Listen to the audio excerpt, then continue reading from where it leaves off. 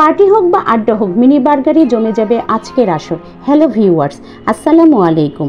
আজ আমি বানিয়েছি ছোট ছোট কিউট মিনি বার্গার। প্রথমে আমি এখানে নিয়েছি 1 কাপ মুরগির মাংসের কিমা। এখানে মুরগির বুকের মাংসকে আমি আগে থেকে কিমা করে নিয়েছি।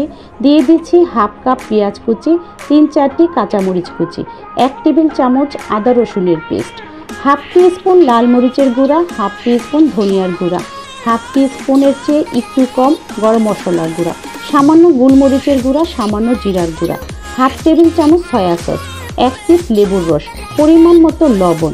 যেহেতু আমি সয়া সস দিয়েছি তাই লবণ বুঝে কম করে দিতে হবে।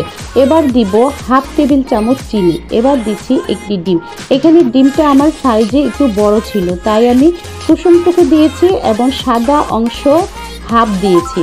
এবার দিচ্ছি 5-6টি বিস্কুটের গুঁড়া, 2 টেবিল চামচ পরিমাণ কর্নফ্লাওয়ার। এবার ভালো করে মেখে নিতে হবে। মেখে নিচ্ছি।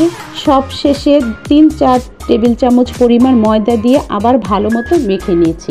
এবার হাতে একটু সামান্য সয়াবিন তেল দিয়ে ভালো করে মেখে নিই। আমার মাখানো শেষ। এবার চলে যাচ্ছে তেলে ভাজার জন্য।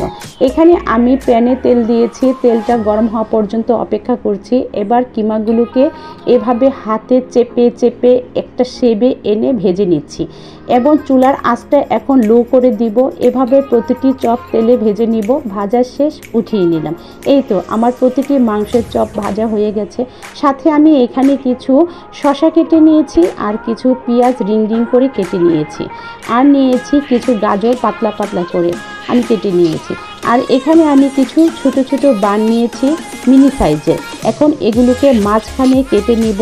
এভাবে একটি করে সবগুলো বান কেটে নিয়েছি। আর এখানে আমি মেয়োনিজ বানিয়েছি একটি ডিম দিয়ে। এটা আমার ঘরের বানানো মেয়োনিজ। এবার প্রতিটি বানে আমি মেয়োনিজ দিচ্ছি।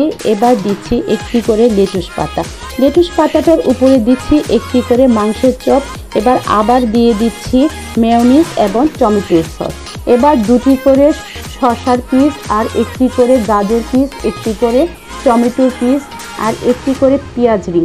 এভাবে উপরের প্রতিটির মধ্যে আমি একটি করে টমেটো সস আর একটু মেয়োনিজ দিয়ে প্রতিটি বানের উপরে একটু চাপ দিয়ে দিচ্ছি। এবার একটি টুথপিক দিয়ে আটকিয়ে দিচ্ছি। এবার একটু বাটার ব্রাশ করে সামান্য কিছু সাদা তেল দিয়ে দিচ্ছি। কমপ্লিট হয়ে গেল আমার মিনি বার্গার। এখন আর মিনি বার্গার মিনি লাগছে না, বড় বার্গারই মনে হচ্ছে আসলে। কিন্তু এটা খুবই ছোট বার্গার, দেখতে খুবই লোভনীয় হয়েছে। তাহলে আজই ট্রাই করো মিনি বার্গারের মিনি হ্যাপিনেস। ছোট বার্গারে বয়ে আনুক অসীম আনন্দ। আসলে কখনো কিছু তৈরি করতে যেয়ে যদি হই সাকসেস, খাওয়ার চাইতে বেশি আনন্দ লাগে জিনিসটা দেখতেই। তাই আজকের মতো আমার মিনি বার্গারের গল্প এখানেই শেষ। আবার আসবো অন্য কিছু নিয়ে। আল্লাহ হাফেজ।